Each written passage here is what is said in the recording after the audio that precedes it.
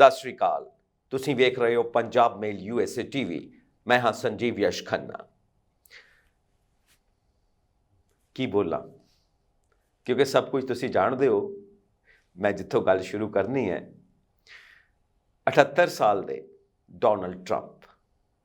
America ਦੀ history ਦੇ ਵਿੱਚ ਪਹਿਲੀ ਵਾਰ ਹੋਇਆ ਕਿ ਇੰਨੀ ਉਮਰ ਦਾ ਇੱਕ ਇਨਸਾਨ ਪ੍ਰੈਜ਼ੀਡੈਂਟ ਆਫ ਅਮਰੀਕਾ ਬਣਦਾ ਹੈ, ਔਰ ਦੂਸਰੀ ਵਾਰ 4 ਸਾਲ ਦੇ ਗੈਪ ਤੋਂ ਬਾਅਦ। ਔਰ ਇਹ ਵੀ ਕਿਹਾ ਜਾਂਦਾ ਹੈ ਕਿ 100 ਸਾਲ ਦੇ ਇਤਿਹਾਸ ਤੋਂ ਉੱਤੇ ਦਾ ਇਤਿਹਾਸ ਹੈ ਕਿ ਇਹ ਘਟਨਾ ਦੁਬਾਰਾ ਹੁੰਦੀ ਆ। ਇਕੋਨਮੀ ਇੱਕ ਖਾਸ ਫੈਕਟਰ ਰਿਹਾ। ਇਕੋਨਮੀ ਹੀ ਰਿਹਾ ਉਹ ਫੈਕਟਰ ਜਿਸ ਨੇ ਡੋਨਲਡ ਟਰੰਪ ਨੂੰ ਜਿਤਾਇਆ। ਐਕਸਪਰਟਸ ਦੀ ਇਹ ਰਾਏ ਆ। ਕਮਲਾ ਹੈਰਿਸ ਜ਼ਿਆਦਾ ਫੋਕਸ ਕਰਦੇ ਰਹੇ ਡੋਨਲਡ ਟਰੰਪ ਦੇ ਉੱਤੇ, ਡੋਨਲਡ ਟਰੰਪ ਦੀਆਂ ਗੱਲਾਂ ਬਾਤਾਂ ਦੇ ਉੱਤੇ, ਮਾਈਨੋਰਿਟੀਜ਼ ਦੇ ਉੱਤੇ, ਉਹਨਾਂ ਨੂੰ ਇਕੱਠਾ ਕਰਦੇ ਰਹੇ। ਪਰ ਉਹ ਇੱਕ ਸਵਿੰਗ ਹੋ ਗਿਆ। ਮਾਈਨੋਰਿਟੀਜ਼ ਇੰਨੀਆਂ ਹੱਕ ਦੇ ਵਿੱਚ ਨਹੀਂ ਖੜੀਆਂ, ਔਰ ਇਕੋਨਮੀ ਦੇ ਉੱਤੇ ਜ਼ਿਆਦਾ ਗੱਲਬਾਤ ਨਹੀਂ ਹੋਈ। ਓਪਰਚੁਨਿਟੀ ਇਕੋਨਮੀ, ਬਸ ਇਸ ਦੇ ਉੱਤੇ ਹੀ ਗੱਲ ਰਹੀ ਹੈ ਕਮਲਾ ਹੈਰਿਸ ਦੀ। ਔਰ ਡੋਨਲਡ ਟਰੰਪ ਗੇਮ ਕਿਸੇ ਹੋਰ ਪਾਸੇ ਲੈ ਗਏ। ਇਕੋਨਮੀ ਦੇ ਉੱਤੇ, ਇਮੀਗ੍ਰੇਸ਼ਨ ਤੇ ਆਫ ਕੋਰਸ ਉਹ ਗੱਲ ਕਰਦੇ ਹੀ ਰਹੇ ਨੇ। ਇਕੋਨਮੀ ਉਹਨਾਂ ਦਾ ਮੇਨ ਇਸ਼ੂ ਰਿਹਾ। ਸੋ ਉਹਨਾਂ ਬਾਰੇ ਕਿਹਾ ਜਾਂਦਾ ਹੈ ਕਿ ਹੀ is the king of marketing, ਕਿਉਂਕਿ ਬਿਜ਼ਨਸ ਤੋਂ ਨੇ, ਬਿਜ਼ਨਸ ਵਰਲਡ ਮਾਰਕੀਟਿੰਗ ਦੇ ਉੱਤੇ ਚੱਲਦਾ ਹੈ। ਸੋ ਮਾਰਕੀਟਿੰਗ ਉਹਨਾਂ ਦੀ ਰੈਲੀਜ਼ ਦੇ ਵਿੱਚ, ਕੈਂਪੇਨਸ ਦੇ ਵਿੱਚ, ਉਹਨਾਂ ਦੀ PR ਟੀਮ ਦੇ ਵਿੱਚ ਇੱਕ ਖਾਸ ਸਟ੍ਰੈਟਜੀ ਰਹੀ ਆ, ਔਰ ਉਸ ਦੇ ਬੇਸ ਦੇ ਉੱਤੇ ਜਿੱਤੇ ਔਰ ਪ੍ਰੈਜ਼ੀਡੈਂਟ ਆਫ ਅਮਰੀਕਾ ਬਣ ਗਏ। ਇੰਡੀਆ ਇੰਟਰਨੈਸ਼ਨਲ ਕੁਝ ਮੁੱਦੇ ਜੋ ਸਾਡਾ ਸਾਰਿਆਂ ਦਾ ਧਿਆਨ ਆਪਣੇ ਵੱਲ ਖਿੱਚਦੇ ਪਏ ਨੇ। ਨਾਓ ਅਮਰੀਕਨਸ ਨੇ ਆਪਣਾ ਫੈਸਲਾ ਸੁਣਾ ਦਿੱਤਾ। 47ਵੇਂ ਰਾਸ਼ਟਰਪਤੀ ਬਣ ਗਏ ਨੇ ਡੋਨਲਡ ਟਰੰਪ। ਅਮਰੀਕਨਸ ਨੇ ਡੋਨਲਡ ਟਰੰਪ ਨੂੰ ਵਾਈਟ ਹਾਊਸ ਵਿੱਚ ਪਹੁੰਚਾ ਦਿੱਤਾ। ਤਾਂ ਹੁਣ ਉੱਥੋਂ ਸੈਕਿੰਡ ਟਰਮ ਸ਼ੁਰੂ ਹੋਣੀ ਹੈ। ਗੱਲਾਂ ਬਾਤਾਂ ਖੂਬ ਹੋ ਰਹੀਆਂ ਨੇ। ਕਮਲਾ ਹੈਰਿਸ ਦੀਆਂ ਕੀ ਗਲਤੀਆਂ ਰਹੀਆਂ, ਡੈਮੋਕ੍ਰੇਟਸ ਦੀਆਂ ਕੀ ਮਿਸਕੈਲਕੂਲੇਸ਼ਨਸ ਰਹੀਆਂ, ਡੋਨਲਡ ਟਰੰਪ ਦੀਆਂ ਕੀ ਖੂਬੀਆਂ ਰਹੀਆਂ, ਕੀ ਸਟ੍ਰੈਟਜੀਜ਼ ਰਹੀ, ਕਿੱਥੇ ਉਹਨਾਂ ਦੀ ਕਮਜ਼ੋਰੀ ਸੀ ਜਿਸ ਨੂੰ ਉਹਨਾਂ ਨੇ ਆਪਣੀ ਖੂਬੀ ਦੇ ਵਿੱਚ ਬਦਲਿਆ। ਤਮਾਮ ਤਰ੍ਹਾਂ ਦੀਆਂ ਗੱਲਾਂ। ਹੁਣ ਉਹ ਗੱਲਾਂ, ਰੇਸਿਜ਼ਮ, ਉਹ ਗੱਲਾਂ ਕਿ ਕਮਲਾ ਹੈਰਿਸ ਬਾਰੇ ਉਹ ਕਿੱਦਾਂ ਦੇ ਵਿਚਾਰ ਕਰਦੇ ਨੇ, ਡਿਵੀਜ਼ਨ ਕਰ ਦਿੱਤੀ ਸੋਸਾਇਟੀ ਦੀ ਆਪਣੇ ਵੋਟ ਬੈਂਕ ਵਾਸਤੇ, ਇਹ ਸਭ ਗੱਲਾਂ ਨਾਲ ਨੇ, ਪਰ ਹੁਣ ਇਹ ਦਬੀਆਂ ਗੱਲਾਂ ਨੇ। ਮੇਨ ਚੀਜ਼ ਹੈ ਕਿ ਡੋਨਲਡ ਟਰੰਪ ਜਿੱਤ ਗਏ, ਕਿਉਂਕਿ ਆਪਾਂ ਗੱਲਾਂ ਕਰਦੇ ਹੀ ਰਹੇ ਹਾਂ ਕਿ ਜਿੱਤਣਾ ਜ਼ਰੂਰੀ ਹੁੰਦਾ ਹੈ, ਤਾਂ ਹੀ ਤੁਸੀਂ ਆਪਣੇ ਮਰਜ਼ੀ ਦੇ ਮੁਤਾਬਿਕ ਕੰਮ ਕਰ ਸਕਦੇ ਹੋ। ਹਾਂ, ਬਾਕੀ ਤੇ ਗੱਲਾਂ ਚੱਲਦੀਆਂ ਰਹਿਣਗੀਆਂ ਤੇ ਚੱਲਦੀਆਂ ਰਹਿਣੀਆਂ ਚਾਹੀਦੀਆਂ ਵੀ ਨੇ, ਕਿਉਂਕਿ ਇਹੀ ਡੈਮੋਕ੍ਰੇਸੀ ਹੈ। ਹਰੇਕ ਨੂੰ ਬੋਲਣ ਦਾ ਅਧਿਕਾਰ ਹੈ, ਔਰ ਹਰੇਕ ਬੋਲੇ ਵੀ, ਚੁੱਪ ਨਹੀਂ ਰਹਿਣਾ ਚਾਹੀਦਾ। ਇਹੀ ਸੰਵਿਧਾਨ ਕਹਿੰਦਾ, ਬੋਲੋ। ਔਰ ਇਸ ਵਕਤ ਕਮਲਾ ਹੈਰਿਸ ਵੀ ਇਹੀ ਕਹਿ ਰਹੇ ਨੇ ਕਿ ਇਲੈਕਸ਼ਨਸ ਬੇਸ਼ੱਕ ਪੂਰੀਆਂ ਹੋ ਗਈਆਂ, ਮੈਂ ਬੇਸ਼ੱਕ ਹਾਰ ਗਈ, ਪਰ ਮੇਰੀ ਜੰਗ ਜਾਰੀ ਰਹੇਗੀ। ਮੈਂ ਆਪਣੀ ਟੀਮ ਦੇ ਨਾਲ ਡੈਮੋਕ੍ਰੇਸੀ ਦੀ ਜੰਗ ਲੜਦੀ ਰਹਿਣੀ ਆ, ਔਰ ਇਹ ਲੜਨਾ ਜ਼ਰੂਰੀ ਵੀ ਹੈ। ਡੈਮੋਕ੍ਰੇਸੀ ਜਿਉਂਦੀ ਰਹਿਣੀ ਚਾਹੀਦੀ ਹੈ।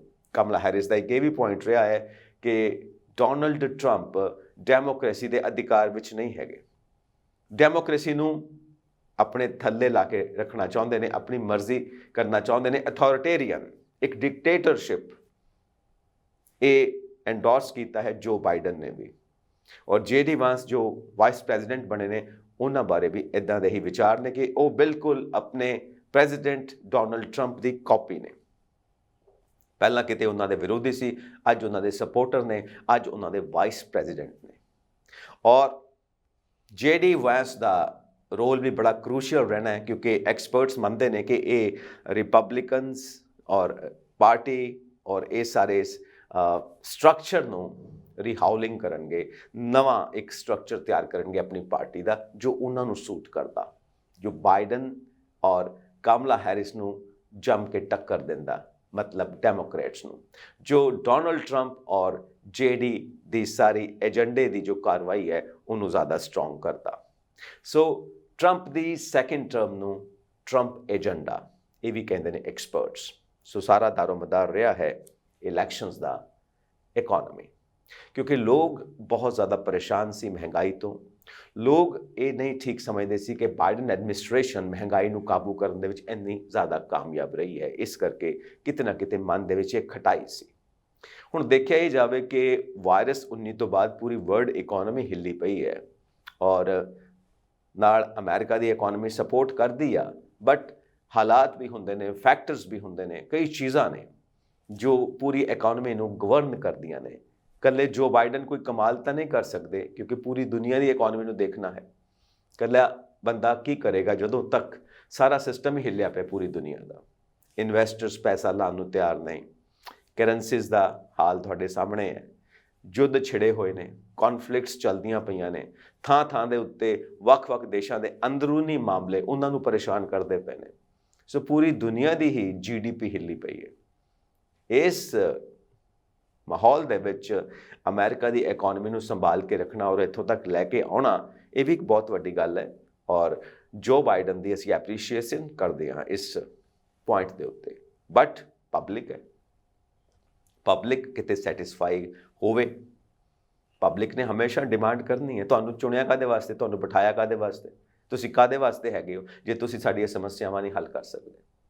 ਹਰ ਚੀਜ਼ ਦੇ ਉੱਤੇ ਗੱਲ ਹੋਈ, health sector, education sector, child health, ਬਜ਼ੁਰਗਾਂ ਦੀ ਗੱਲ ਲੈ ਲਓ, ਜੌਬਸ ਦੀ ਗੱਲ ਲੈ ਲਓ, ਸਾਰੀਆਂ ਗੱਲਾਂ, ਮਤਲਬ ਕੁੱਲ ਮਿਲਾ ਕੇ ਇਕਨੋਮੀ। ਸੋ ਇਕਨੋਮੀ ਦਾ ਜੋ ਕਾਰਡ ਖੇਡਿਆ ਹੈ ਡੋਨਲਡ ਟਰੰਪ ਨੇ, ਉਸ ਨੇ ਉਹਨਾਂ ਨੂੰ ਜਿਤਾਇਆ। ਸੋ ਇੱਕ ਕਲੀਨ ਸਵੀਪ, ਬਹੁਤ ਵੱਡੀ ਜਿੱਤ ਹੈ, ਹਿਸਟੋਰੀਕਲ ਇੱਕ ਜਿੱਤ ਕਹੀ ਜਾ ਸਕਦੀ ਹੈ। ਔਰ ਆਪਣੀ ਫਸਟ ਸਪੀਚ ਦੇ ਵਿੱਚ ਕਿਹਾ ਵੀ ਹੈ ਡੋਨਲਡ ਟਰੰਪ ਨੇ ਕਿ ਇੱਕ ਸੁਨਹਿਰੇ ਯੁੱਗ ਦੀ ਸ਼ੁਰੂਆਤ ਕਰਨ ਜਾ ਰਹੇ ਹਾਂ ਔਰ ਅਮਰੀਕਾ ਨੂੰ ਮੁੜ ਤੋਂ ਗ੍ਰੇਟ ਬਣਾਉਣ ਜਾ ਰਹੇ ਹਾਂ ਔਰ ਮੈਂ ਹਰ ਇੱਕ ਸਾਹ ਦੇ ਨਾਲ ਤੁਹਾਡੇ ਲਈ ਲੜਦਾ ਰਹਾਂਗਾ। ਮੈਂ 2 ਵਾਰੀ ਬਚਿਆ ਇਹਨਾਂ ਇਲੈਕਸ਼ਨਸ ਦੇ ਵਿੱਚ, ਮੇਰੀ ਜਾਨ ਦੇ ਉੱਤੇ ਹਮਲਾ ਹੋਇਆ, ਸ਼ਾਇਦ ਪਰਮਾਤਮਾ ਨੇ ਮੈਨੂੰ ਇਸੇ ਕਰਕੇ ਬਚਾਇਆ ਕਿ ਮੈਂ ਕੁਝ ਖਾਸ ਰੋਲ ਤੁਹਾਡੇ ਵਾਸਤੇ ਤੇ ਅਮਰੀਕਾ ਵਾਸਤੇ ਅਦਾ ਕਰਨਾ ਹੈ ਔਰ ਸਾਰਿਆਂ ਨੂੰ ਥੈਂਕਸ ਵੀ ਕਿਹਾ। ਕਮਲਾ ਹੈਰਿਸ ਕੁਝ ਦੇਰ ਬਾਅਦ ਆਏ ਨੇ ਪੋਲੀਟੀਕਲ ਸਟੇਜ ਦੇ ਉੱਤੇ। ਪਹਿਲਾਂ ਥੈਂਕਸ ਕਰਨ ਵਾਸਤੇ ਉਹਨਾਂ ਨੇ ਆਪਣੇ ਇੱਕ ਰਿਪਰੈਜ਼ੈਂਟੇਟਿਵ ਨੂੰ ਭੇਜਿਆ, ਪਰ ਜਦੋਂ ਆਉਂਦੇ ਨੇ ਉਦੋਂ ਡੈਮੋਕ੍ਰੇਸੀ ਦੀ ਗੱਲ ਕਰਦੇ ਨੇ। 250 ਸਾਲ ਪੁਰਾਣੀ ਡੈਮੋਕ੍ਰੇਸੀ, ਉਹਨੂੰ ਅਸੀਂ ਕਿੱਦਾਂ ਬਚਾ ਕੇ ਰੱਖਣਾ ਔਰ ਕਿੱਦਾਂ ਉਹਨੂੰ ਹੋਰ ਜ਼ਿਆਦਾ ਤਰੱਕੀ ਬਖਸ਼ਣੀ ਹੈ। ਇਹਨਾਂ ਗੱਲਾਂ ਦੇ ਉੱਤੇ ਕਾਫੀ ਜ਼ਿਆਦਾ ਸਟ੍ਰੈਸ ਰਿਹਾ ਉਹਨਾਂ ਦਾ। ਸੋ ਚੈੱਕਸ ਐਂਡ ਬੈਲੈਂਸਿਸ ਹੁਣ ਸਾਰੇ ਲੱਗੇ ਹੋਏ ਨੇ, ਕੌਣ ਕਿੱਥੇ ਹਾਵੀ ਸੀ, ਕੌਣ ਕਮਜ਼ੋਰ ਸੀ, ਤਮਾਮ ਗੱਲਾਂ। ਬਟ ਗੱਲ ਇਹ ਆ ਕਿ ਹੁਣ ਜਿੱਤਣ ਵਾਲਾ ਜਿੱਤ ਗਿਆ। ਹੁਣ ਕੀ ਕਰਨਾ? ਹੁਣ ਡੋਨਲਡ ਟਰੰਪ ਨੂੰ ਕ੍ਰਿਟੀਸਾਈਜ਼ ਕਰੀ ਜਾਓ, ਉਹਦੇ ਵਿੱਚੋਂ ਨਿਕਲਣਾ ਕੀ ਹੈ? ਹੁਣ ਤਾਂ ਜੋ ਹੈ ਉਸ ਨੂੰ ਕਿੱਦਾਂ ਬੈਟਰ ਕਰਨਾ ਹੈ, ਉਹਦੇ ਉੱਤੇ ਗੱਲ ਹੋਣੀ ਚਾਹੀਦੀ ਹੈ। ਆਉਣ ਵਾਲੇ ਸਮੇਂ ਦੇ ਲਈ, ਭਵਿੱਖ ਦੇ ਲਈ ਇਹ ਸਾਰੀ ਕੀ ਪਲੈਨਿੰਗ ਹੋਵੇ, ਕੀ ਯੋਜਨਾਬੰਦੀ ਹੋਵੇ, ਉਹਦੇ ਬਾਰੇ ਗੱਲ ਹੋਣੀ ਚਾਹੀਦੀ ਹੈ। ਸੋ ਡੋਨਲਡ ਟਰੰਪ ਦੀ ਜਿੱਤ ਦਾ ਜ਼ਿਆਦਾ ਅਸਰ ਕਿਹਦੇ ਉੱਤੇ ਪੈਣਾ?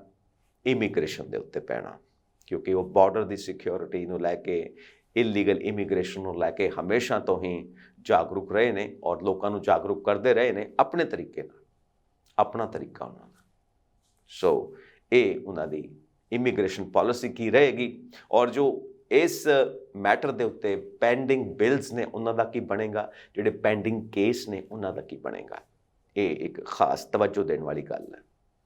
ਦੂਸਰਾ ਇੰਪੈਕਟ ਹੋਏਗਾ ਵਾਲ ਸਟਰੀਟ ਇਕਨੋਮੀ ਔਰ ਇਨਵੈਸਟਰਸ ਖੁਸ਼ ਨੇ ਔਰ ਜੋ ਵਾਲ ਸਟਰੀਟ ਖੇਡਦੇ ਨੇ, ਮਾਰਕੀਟ ਖੇਡਦੇ ਨੇ, ਉਹ ਵੀ ਖੁਸ਼ ਨੇ।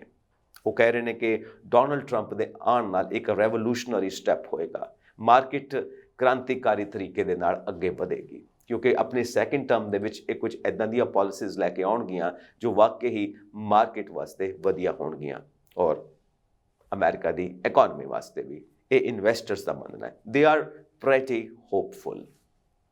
ਦੂਸਰਾ ਇੰਪੈਕਟ ਫੋਰਨ ਪਾਲਿਸੀ ਦੇਖਣੀ ਪਏਗੀ।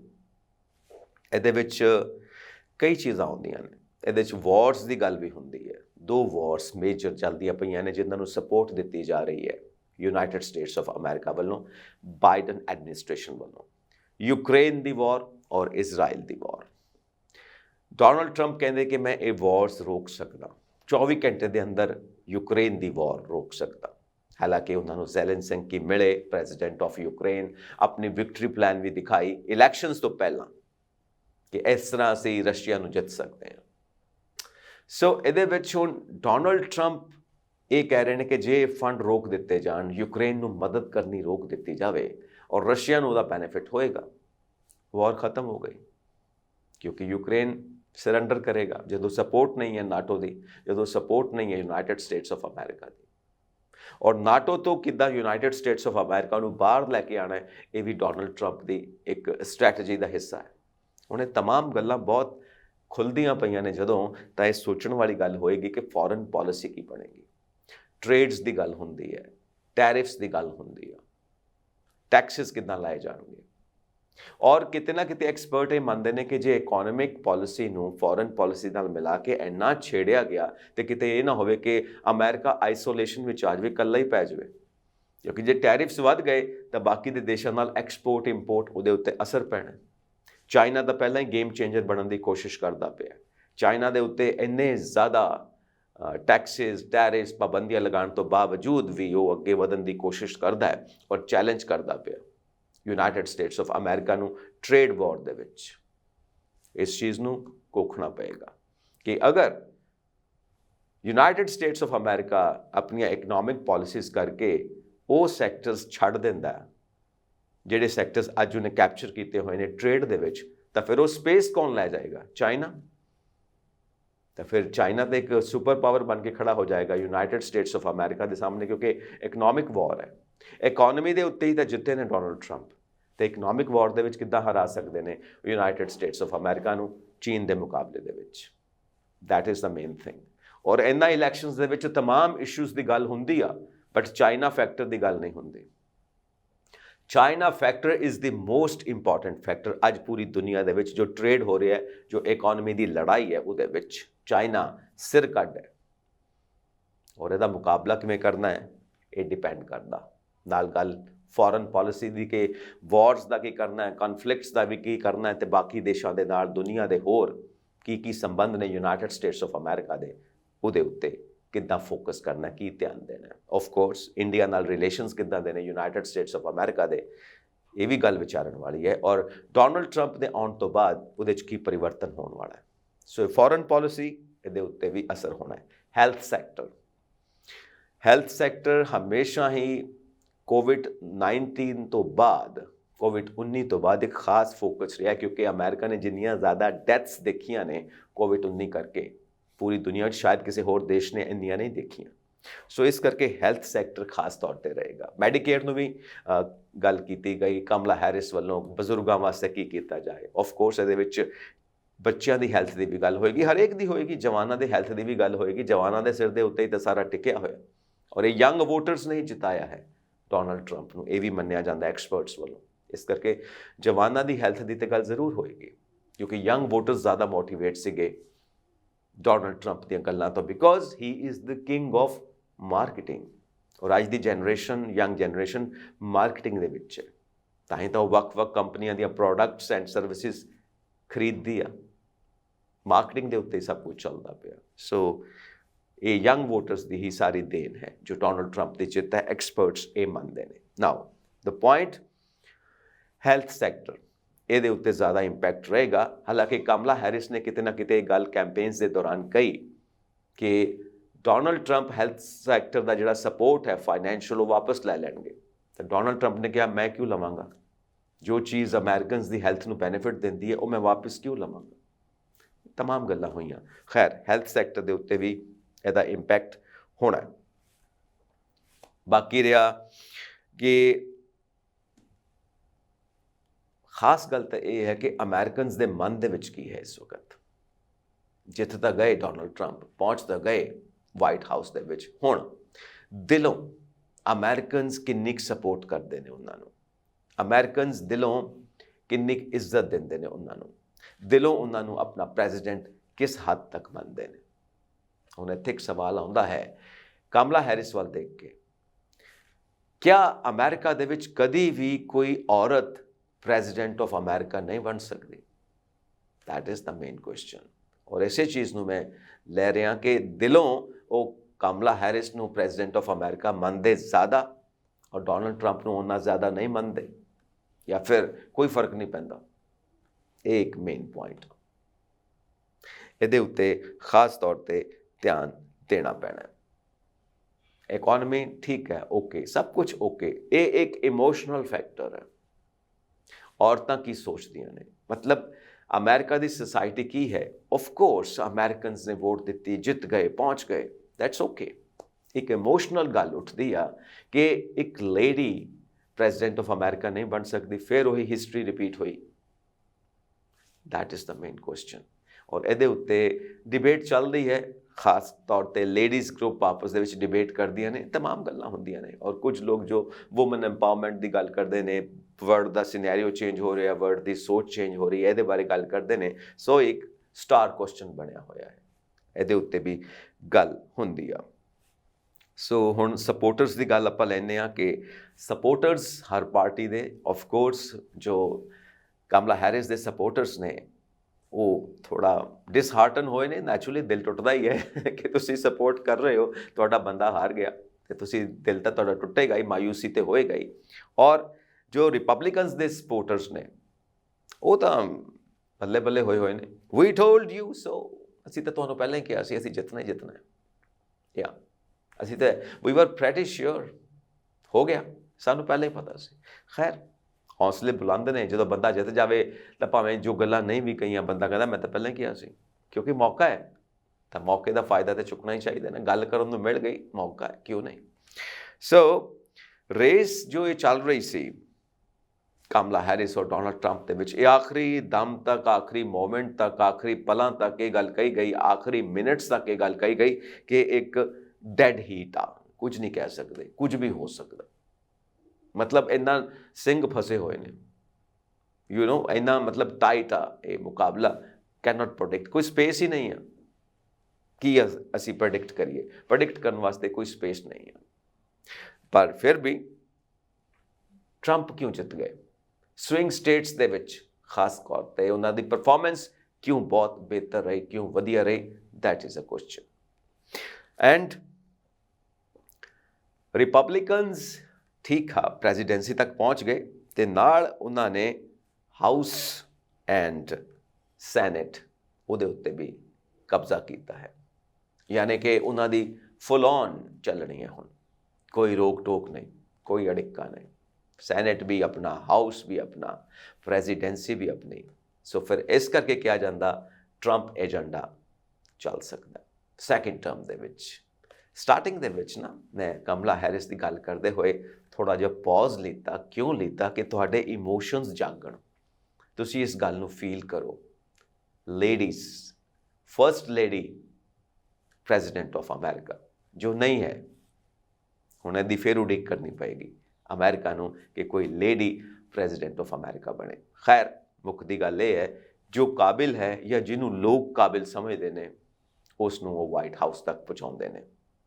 ਮੇਨ ਚੀਜ਼ ਤਾਂ ਇਹ ਹੈ ਡੈਮੋਕ੍ਰੇਸੀ, ਜਿਸ ਨੂੰ ਲੋਕ ਕਾਬਿਲ ਸਮਝਦੇ ਨੇ ਉਸ ਨੂੰ ਪਹੁੰਚਾਉਂਦੇ ਨੇ ਉਹ ਹਾਊਸ, ਵਾਈਟ ਹਾਊਸ, ਸਾਰੇ ਹਾਊਸ ਉਹਦੇ ਕੋਲ ਹੀ ਹੁੰਦੇ ਨੇ। ਗੇਮ ਹੈ, ਹਾਊਸ ਜਿਹਦੇ ਕੋਲ ਆ ਗਏ ਉਹ ਆਪਣਾ ਏਜੰਡਾ ਚਲਾਏਗਾ। ਸੋ ਇਹਦੇ ਉੱਤੇ ਫਿਰ ਉਹੀ ਗੱਲ ਆਪਾਂ ਲੈਂਦੇ ਹਾਂ ਕਿ ਇਕੋਨਮੀ ਵਰਸਿਸ, ਜੋ ਇਕੋਨਮੀ ਨੂੰ ਲੈ ਕੇ ਚੱਲੇ ਡੋਨਲਡ ਟਰੰਪ, ਵਰਸਿਸ ਕਮਲਾ ਹੈਰਿਸ, ਉਹ ਲੈ ਕੇ ਚੱਲੇ ਜਿਹੜੀ ਮਾਈਨੋਰਿਟੀ ਗਰੁੱਪਸ ਨੇ ਉਹਨਾਂ ਉੱਤੇ ਜ਼ਿਆਦਾ ਜ਼ੋਰ। ਡੈਮੋਕ੍ਰੇਸੀ ਦੀ ਗੱਲ ਜ਼ਿਆਦਾ ਕੀਤੀ, ਨਾਲ ਉਹਨਾਂ ਨੇ ਟਰੰਪ ਦੀ ਗੱਲ ਜ਼ਿਆਦਾ ਕੀਤੀ, ਜੋ ਉਹ ਗਲਤ ਬਿਆਨੀ ਵੀ ਕਰਦੇ ਰਹੇ, ਝੂਠ ਵੀ ਬੋਲਦੇ ਰਹੇ ਜਾਂ ਕੁਝ ਇੱਦਾਂ ਬਿਲੋ ਦੀ ਬੈਲਟ ਗੱਲਾਂ ਕੀਤੀਆਂ, ਔਰ ਰੇਸਿਜ਼ਮ ਦੀ ਗੱਲ, ਤਮਾਮ ਉਹ ਗੱਲਾਂ।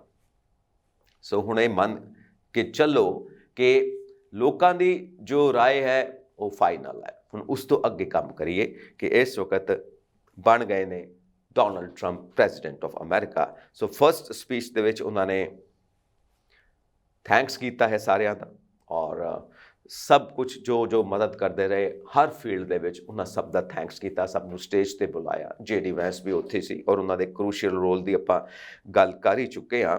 ਸੋ ਅਮਰੀਕਾ ਦਾ ਜੋ ਇਹ ਡਿਸੀਜ਼ਨ ਹੋਇਆ ਹੈ, ਅਮਰੀਕਨਸ ਨੇ ਜੋ ਇਹ ਡਿਸੀਜ਼ਨ ਲਿੱਤਾ ਹੈ, ਇਹਦੇ ਵਿੱਚ ਜੋ ਸਾਰਾ ਪੈਸਾ ਖਰਚ ਹੋਇਆ ਇਹ ਸਾਰੀ ਕਵਾਇਦ ਦੇ ਵਿੱਚ, ਇਸ ਰੇਸ ਦੇ ਵਿੱਚ, ਉਹ ਹੈ $3.5 ਬਿਲੀਅਨ ਕੰਬਾਈਨਡ। ਦੋਵੇਂ ਧਿਰਾਂ ਨੇ ਮਿਲ ਕੇ, ਰਿਪਬਲਿਕਨਸ ਐਂਡ ਡੈਮੋਕ੍ਰੇਟਸ ਨੇ ਮਿਲ ਕੇ $3.5 ਬਿਲੀਅਨ ਇੰਨਾ ਖਰਚ ਹੋਇਆ ਹੈ, ਜੋ ਹੈਰਿਸ ਐਂਡ ਟਰੰਪ ਨੇ ਮਿਲ ਕੇ ਖਰਚਿਆ ਹੈ। ਔਰ ਇਹ ਕਿਹਾ ਜਾਂਦਾ ਕਿ ਇਹ ਜਿਹੜੀ ਗ੍ਰੇਟੈਸਟ ਪੋਲੀਟੀਕਲ ਮੂਵਮੈਂਟ ਹੈ ਆਫ ਆਲ ਟਾਈਮ ਜੀ, ਜਿਹੜਾ ਸਭ ਤੋਂ ਵਧੀਆ ਵੱਡਾ ਇਤਿਹਾਸ ਰਚਿਆ ਗਿਆ ਇਸ ਵਾਰ ਅਮਰੀਕਾ ਦੇ ਇਲੈਕਸ਼ਨਸ ਦੇ ਵਿੱਚ। ਇਹ ਬਹੁਤ ਕੀਮਤੀ, ਬਹੁਤ ਮਹਿੰਗਾ ਰਿਹਾ ਪੈਸੇ ਪੱਖੋਂ ਵੀ, ਇੰਨਾ ਪੈਸਾ ਪਹਿਲਾਂ ਕਦੀ ਖਰਚ ਨਹੀਂ ਹੋਇਆ। ਐਂਡ ਚੈਕਸ ਐਂਡ ਬੈਲੈਂਸਿਸ ਇਹੀ ਕਹਿੰਦੇ ਨੇ। ਸੋ ਠੀਕ ਹੈ, ਇਹ ਇਲੈਕਸ਼ਨਸ ਨੇ, ਪੈਸਾ ਲੱਗਦਾ ਹੈ, ਫੰਡਸ ਆਉਂਦੇ ਨੇ। ਸੋ ਇਹਦੇ ਵਿੱਚ ਕਮਲਾ ਹੈਰਿਸ ਹਮੇਸ਼ਾ ਕਹਿੰਦੇ ਰਹੇ ਕਿ ਮੇਰੇ ਫੰਡਸ ਨੇ ਪਬਲਿਕ ਵੱਲੋਂ, ਔਰ ਡੋਨਲਡ ਟਰੰਪ ਦੇ ਫੰਡਸ ਨੇ ਵੱਡੇ ਵੱਡੇ ਬਿਜ਼ਨਸਮੈਨ ਵੱਲੋਂ। ਸੋ ਟਰੰਪ ਦੀ ਜਿਹੜੀ ਵਿਕਟਰੀ ਹੈ ਨਾ, ਉਹ ਇੱਕ ਬਹੁਤ ਵੱਡੀ ਜਿੱਤ ਦੇ ਰੂਪ ਦੇ ਵਿੱਚ ਦੇਖੀ ਜਾ ਰਹੀ ਆ ਐਲੋਨ ਮਸਕ ਵਾਸਤੇ। ਐਂਡ ਬਿਗ ਮਨੀ ਪੋਲਿਟਿਕਸ ਇਹ ਜ਼ਰੂਰ ਚੱਲਣਾ ਹੁਣ, ਵੱਡੇ ਵੱਡੇ ਕਾਰਪੋਰੇਟ ਹਾਊਸਿਸ, ਵੱਡੇ ਵੱਡੇ ਬਿਜ਼ਨਸ ਹਾਊਸਿਸ। ਜਦੋਂ ਡੋਨਲਡ ਟਰੰਪ ਦੇ ਜਿੱਤਣ ਦੀ ਗੱਲ ਆਮ ਹੋਈ, ਫੌਕਸ ਨਿਊਜ਼ ਵੱਲੋਂ ਐਲਾਨ ਕੀਤਾ ਗਿਆ, ਸਕਾਈ ਨਿਊਜ਼ ਵੱਲੋਂ, ਮਤਲਬ ਸਾਰੇ ਹੀ ਨਿਊਜ਼ ਚੈਨਲਸ ਵੱਲੋਂ, ਫਸਟ ਆਫ ਆਲ ਫੌਕਸ ਵੱਲੋਂ ਗਿਆ, ਤਾਂ ਜਦੋਂ ਇਹ ਐਲਾਨ ਹੋ ਗਿਆ ਕਿ ਹੀ is the winner, now stocks ਦੇ ਵਿੱਚ ਉਛਾਲ ਆਉਂਦੀ ਹੈ, ਬੁਲਿਸ਼ ਹੋ ਜਾਂਦੇ ਆ, ਬੂਮ ਕਰਦੇ ਆ, ਔਰ ਨਾਲ ਡਾਲਰ ਉਹਦੀ ਪਰਫਾਰਮੈਂਸ ਜੰਪ ਕਰਦੀ ਹੈ ਮਜ਼ਬੂਤੀ ਵੱਲ, ਕਿਉਂਕਿ ਡੋਨਲਡ ਟਰੰਪ ਨੂੰ ਇਕੋਨਮੀ ਦਾ ਇੱਕ ਜਾਦੂਗਰ ਕਿਹਾ ਜਾਂਦਾ। ਇਹ ਮੰਨਿਆ ਜਾਂਦਾ ਕਿ ਉਹਨਾਂ ਦੇ ਆਉਣ ਨਾਲ ਇਕੋਨਮੀ ਫਲਰਿਸ਼ ਕਰ ਸਕਦੀ ਆ, ਮਜ਼ਬੂਤ ਹੋ ਸਕਦੀ ਹੈ, ਔਰ ਅਮਰੀਕਾ ਦੀ ਇਕੋਨਮੀ ਦਾ ਅਸਰ ਪੂਰੀ ਦੁਨੀਆ ਦੀ ਇਕੋਨਮੀ ਦੇ ਉੱਤੇ ਪੈਣਾ ਹੈ। ਬਟ ਡੋਨਲਡ ਟਰੰਪ ਕਹਿੰਦੇ ਨੇ ਅਮਰੀਕਾ ਫਸਟ, ਔਰ ਟੈਰਿਫਸ, ਟੈਕਸਿਸ ਉਹਦੇ ਮੁਤਾਬਿਕ ਹੋਣਗੇ, ਤਾਂ ਹੀ ਐਕਸਪਰਟਸ ਕਹਿੰਦੇ ਨੇ ਕਿਤੇ ਆਈਸੋਲੇਸ਼ਨ ਵੱਲ ਨਾ ਚਲੇ ਜਾਈਏ, ਕੁਝ ਹੋਰ ਹੀ ਸ਼ੁਰੂ ਹੋ ਜਾਵੇ, ਨਵੀਂ ਏਜ ਸ਼ੁਰੂ ਕਰਕੇ ਬੈਠ ਜਾਈਏ। ਔਰ ਫੋਰਨ ਪਾਲਿਸੀ ਔਰ ਨਾਲ ਇਕਨੋਮਿਕ ਪਾਲਿਸੀ, ਟ੍ਰੇਡ ਪਾਲਿਸੀ, ਪੂਰੀ ਦੁਨੀਆ ਨਾਲ ਮਿਲਣਾ ਵਰਤਣਾ ਕਿਵੇਂ ਹੈ, ਉਹਦੇ 'ਚ ਚੇਂਜਿਸ ਨਾ ਆ ਜਾਣ, ਉਹਦਾ ਇਫੈਕਟ ਪਏਗਾ, ਚਾਹੇ ਪੋਲੀਟੀਕਲੀ ਪਵੇ, ਚਾਹੇ ਇਕਨੋਮਿਕਲੀ ਪਵੇ, ਚਾਹੇ ਸੋਸ਼ਲੀ ਪਵੇ, ਫਿਰ ਪਏਗਾ ਇਫੈਕਟ ਜੇ ਕੋਈ ਨੀਤੀ ਇੱਦਾਂ ਦੀ ਬਣ ਗਈ। ਹੁਣ ਨਾ ਹੋ ਇਹਦੇ 'ਚ ਕੌਣ ਕਿੱਦਾਂ ਦੀ ਗੇਮ ਪਲੇ ਕਰਦਾ ਹੈ, ਇਹ ਤਾਂ ਦੇਖਿਆ ਜਾਣਾ ਅੱਗੇ ਬਾਕੀ ਹੈ, ਹਜੇ ਉਹ ਰਿਜ਼ਲਟਸ ਆਉਣੇ ਨੇ। ਹਜੇ ਜਿਹੜੀ ਕਰੰਸੀ ਹੈ ਬਿਟਕੋਇਨ, ਉਹ ਵੀ ਕਾਫੀ ਉਛਲੀ, ਮਤਲਬ ਉਹ ਵੀ ਭੁੜਕੀ ਡੋਨਲਡ ਟਰੰਪ ਦੀ ਜਿੱਤ ਸੁਣ ਕੇ, ਉਹਨੇ ਵੀ ਛਾਲਾਂ ਮਾਰੀਆਂ। ਮੀਨ ਟੂ ਸੇ ਇਕੋਨਮੀ ਮਜ਼ਬੂਤ ਹੋਣ ਵੱਲ ਵੱਧਦੀ ਹੈ, ਔਰ ਸਾਰੀ ਦੁਨੀਆ ਦੀਆਂ ਜਿਹੜੀਆਂ ਮਾਰਕੀਟਸ ਨੇ ਉਹਨਾਂ ਦੇ ਉੱਤੇ ਅਸਰ ਪੈਂਦਾ ਇਸ ਗੱਲ ਦਾ। ਯੈਸ, ਡੋਨਲਡ ਟਰੰਪ ਦੀ ਜਿੱਤ ਦਾ ਅਸਰ ਪੈਂਦਾ ਹੈ, ਔਰ ਹਜੇ ਵੀ ਅਨਸਰਟਨਟੀ ਹੈ। ਅਨਸਰਟਨਟੀ ਇਸ ਕਰਕੇ ਕਿਉਂਕਿ ਡੋਨਲਡ ਟਰੰਪ ਇਸ ਗੱਲ ਦੇ ਉੱਤੇ ਯਕੀਨ ਕਰਦੇ ਨੇ ਬਈ ਗੈਸ ਕਰੋ, ਅੰਦਾਜ਼ਾ ਲਗਾਓ ਕਿ ਮੈਂ ਕੀ ਕਰਨ ਵਾਲਾ। ਇਹ ਗੈਸ ਦੇ ਵਿੱਚ ਬਹੁਤ ਕੁਝ ਛੁਪਿਆ ਹੁੰਦਾ। ਹੁਣ ਇਸ ਕਰਕੇ ਅਨਸਰਟਨਟੀ ਹੈ ਕਿ ਦੇਖੋ ਕੀ ਹੁੰਦਾ ਹੈ, ਔਰ ਇਨਵੈਸਟਰਸ ਵੀ ਇੱਦਾਂ ਅੱਖਾਂ ਲਗਾ ਕੇ ਬੈਠੇ ਹੋਏ ਨੇ ਵੀ ਦੇਖੋ ਹੁਣ ਕੀ ਹੁੰਦਾ ਹੈ, ਅਸੀਂ ਕਿੱਦਾਂ ਇਨਵੈਸਟਮੈਂਟਸ ਕਰਨੀਆਂ ਨੇ। ਸੋ ਪੂਰੀ ਦੁਨੀਆ ਦੇ ਵਿੱਚ ਇਹੀ ਹਾਲ ਹੈ, ਔਰ ਇੱਕ ਕੁਐਸਚਨ ਇਹ ਬਣਦਾ ਕਿ ਟਰੰਪ ਦੇ ਪ੍ਰੈਜ਼ੀਡੈਂਟ ਬਣਨ ਦਾ ਪੂਰੀ ਦੁਨੀਆ ਦੇ ਉੱਤੇ ਕੀ ਅਸਰ ਪੈਣਾ ਹੈ, ਪੂਰੀ ਦੁਨੀਆ ਵਾਸਤੇ ਇਹਦਾ ਕੀ ਮਤਲਬ ਹੈ, ਆਉਣ ਵਾਲੇ 4 ਸਾਲਾਂ ਦੇ ਵਿੱਚ ਕੀ ਹੋਣ ਵਾਲਾ ਹੈ। ਫਿਰ ਤੋਂ ਅਨਸਰਟਨਟੀ, ਅਨਪ੍ਰੈਡਿਕਟੇਬਿਲਿਟੀ, ਕੋਈ ਬੰਦਾ ਕੁਝ ਨਹੀਂ ਕਹਿ ਸਕਦਾ, ਸਪੇਸ ਹੀ ਨਹੀਂ ਹੈ ਕੋਈ ਪ੍ਰੈਡਿਕਸ਼ਨ ਕਰਨ ਦੀ, ਸਪੈਕੂਲੇਸ਼ਨ ਵਾਸਤੇ ਕੋਈ ਗੱਲ ਹੀ ਨਹੀਂ ਛੱਡਦੇ, ਕਿਉਂਕਿ ਸੀਕ੍ਰੇਟ ਆ, ਖੁੱਲ੍ਹਣ ਦਿਓ, ਗੈਸ ਕਰੋ ਮੈਂ ਕੀ ਕਰਨ ਵਾਲਾ। ਸੋ ਲਾਈਕਵਾਈਜ਼ ਠੀਕ ਆ, ਹਰੇਕ ਬੰਦੇ ਦਾ ਸਟਾਈਲ ਹੁੰਦਾ ਆਪਣਾ ਕੰਮ ਕਰਨ ਦਾ। ਸੋ ਇਸ ਵਕਤ ਪੋਲੀਟੀਕਲੀ ਵੀ ਅਨਸਰਟਨਟੀ ਹੈ ਪੂਰੀ ਦੁਨੀਆ ਦੇ ਵਿੱਚ ਕਿ ਪੂਰੀ ਦੁਨੀਆ ਦੇ ਦੇਸ਼ਾਂ ਦੇ ਨਾਲ ਕਿੱਦਾਂ ਦੇ ਰਿਲੇਸ਼ਨਸ ਹੋਣਗੇ ਅਮਰੀਕਾ ਦੇ। ਲਾਈਕਵਾਈਜ਼ ਇਕਨੋਮਿਕ ਸੈਕਟਰ ਦੇ ਵਿੱਚ ਵੀ ਅਨਸਰਟਨਟੀ ਹੈ, ਅਨਪ੍ਰੈਡਿਕਟੇਬਿਲਿਟੀ ਹੈ ਕਿ ਆਉਣ ਵਾਲਾ ਸਮਾਂ ਕਿੱਦਾਂ ਦਾ ਹੋਏਗਾ। ਸੋ ਸਭ ਤੋਂ ਵਧੀਆ ਗੱਲ ਅਮਰੀਕਾ ਵਾਸਤੇ, ਅਮਰੀਕਾ ਦੀ 250 ਸਾਲ ਦੀ ਪੁਰਾਣੀ ਡੈਮੋਕ੍ਰੇਸੀ। ਸੋ ਇਹਦੇ ਵਿੱਚ ਡੋਨਲਡ ਟਰੰਪ ਕੀ ਕਹਿੰਦੇ ਨੇ ਕਿ ਉਹ ਅਮਰੀਕਾ ਦਾ ਸਾਰਾ ਰੂਪ ਹੀ ਬਦਲ ਦੇਣਗੇ, ਨਿਊ ਗੋਲਡਨ ਏਜ, ਰੂਪ ਰੇਖਾ ਹੀ ਸਾਰੀ ਬਦਲ ਦੇਣਗੇ, ਮਤਲਬ ਟਰਾਂਸਫਾਰਮ ਕਰ ਦੇਣਗੇ ਪੂਰਾ ਅਮਰੀਕਾ ਨੂੰ। ਔਰ ਨਾਲ ਉਹ ਕਹਿੰਦੇ ਨੇ ਕਿ ਮੈਂ ਤੈਅ ਕਰਾਂਗਾ ਜਿਹੜੇ ਮੇਰੇ ਦੋਸਤ ਦੇਸ਼ ਨੇ ਤੇ ਜਿਹੜੇ ਮੇਰੇ ਦੁਸ਼ਮਣ ਦੇਸ਼ ਨੇ ਉਹਨਾਂ ਨਾਲ ਕਿੱਦਾਂ ਦੇ ਸੰਬੰਧ ਹੋਣੇ ਚਾਹੀਦੇ, ਇਹ ਮੈਂ ਤੈਅ ਕਰਾਂਗਾ, ਔਰ ਪੂਰੀ ਇਕੋਨਮੀ ਨੂੰ ਰੀਸੈਟ ਕਰਾਂਗਾ, ਔਰ ਨਾਲ ਜਿਹੜੇ ਵਪਾਰੀ ਨੇ ਮੇਰੇ ਨਾਲ ਦੇਸ਼ ਦੇ, ਉਹਨਾਂ ਵਾਸਤੇ ਟੈਰਿਫਸ ਕਿੱਦਾਂ ਮੈਂ ਸੈੱਟ ਕਰਨੇ ਨੇ ਕਿ ਉਹ ਡਾਲਰ ਦੇ ਵਿੱਚ ਟ੍ਰੇਡ ਕਰਦੇ ਨੇ ਕਿ ਨਹੀਂ ਕਰਦੇ, ਡਾਲਰ ਦੇ ਪ੍ਰਤੀ ਉਹਨਾਂ ਦਾ ਰੁਖ ਕਿੱਦਾਂ ਦਾ ਹੈ, ਕਿਉਂਕਿ America first, dollar first. And the most important, ਜੋ millions and millions of immigrants ਨੇ, ਉਹਨਾਂ ਨੂੰ ਮੈਂ ਡਿਪੋਰਟ ਕਿਵੇਂ ਕਰਨਾ, ਇਹ ਇੱਕ ਖਾਸ ਉਹਨਾਂ ਦਾ ਰੀਸੈਟ ਕਰਨ ਦਾ ਫਾਰਮੂਲਾ ਰਹੇਗਾ।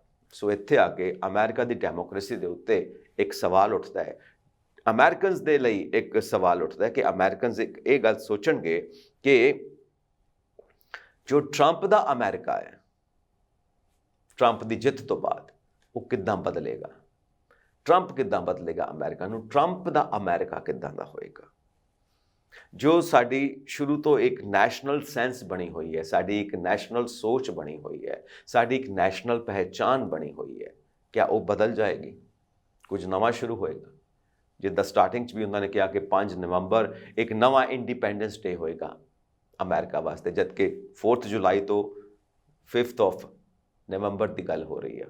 ਖੈਰ, ਕੈਂਪੇਨ ਦੇ ਵਿੱਚ ਅਸੀਂ ਉਹਨੂੰ ਕਹਿ ਸਕਦੇ ਹਾਂ ਕਿ ਸ਼ਗੂਫਾ ਛੱਡ ਦਿੱਤਾ ਉਹਨਾਂ ਨੇ, ਕੋਈ ਗੱਲ ਸਿੰਬੋਲਿਕਲੀ ਕਹਿ ਦਿੱਤੀ ਹੈ ਕਿ ਜਿੱਦਾਂ ਉਹ ਕਹਿੰਦੇ ਰਹੇ ਨੇ ਕਿ ਲੱਗਦਾ ਹੈ ਅਮਰੀਕਾ ਦੇ ਉੱਤੇ ਬਾਕੀ ਲੋਕਾਂ ਦਾ ਕਬਜ਼ਾ ਹੋ ਗਿਆ ਹੈ, ਅਮਰੀਕਾ ਇੱਕ ਇੱਦਾਂ ਦਾ ਦੇਸ਼ ਹੈ ਜੋ ਬਾਕੀ ਲੋਕਾਂ ਦੇ ਕਬਜ਼ੇ ਦੇ ਹੇਠਾਂ ਆ ਚੁੱਕਿਆ, ਮਤਲਬ ਤਮਾਮ ਗੱਲਾਂ ਹੋਈਆਂ ਇਮੀਗ੍ਰੈਂਟਸ ਦੀ ਗੱਲ, ਇਹਦੇ ਵੱਲ ਸੰਕੇਤ ਜਾ ਰਹੇ। ਨਾਓ ਕਿੱਦਾਂ ਦੀ ਸੈਂਸ ਹੋਏਗੀ ਨਵੇਂ ਦੇਸ਼ ਦੀ, ਡੈਫੀਨੇਸ਼ਨ ਕੀ ਹੋਏਗੀ ਯੂਨਾਈਟਿਡ ਸਟੇਟਸ ਆਫ ਅਮਰੀਕਾ ਦੀ, ਇੱਕ ਨਵੀਂ ਡੈਫੀਨੇਸ਼ਨ ਬਣੇਗੀ ਕਿ ਇਹਨੂੰ ਕਹਿੰਦੇ ਨੇ ਯੂਨਾਈਟਿਡ ਸਟੇਟਸ ਆਫ ਅਮਰੀਕਾ ਜੋ ਟਰੰਪ ਦਾ ਹੈ, ਕੋਈ modern United States of America ਬਣੇਗਾ, ਇੱਦਾਂ ਦੀ ਰੀਸ਼ੇਪ ਕੀਤਾ ਜਾਏਗਾ, ਇੱਦਾਂ ਦਾ ਟਰਾਂਸਫੋਰਮੇਸ਼ਨ, ਇੱਕ ਨਵਾਂ ਰੂਪ ਦਿੱਤਾ ਜਾਏਗਾ।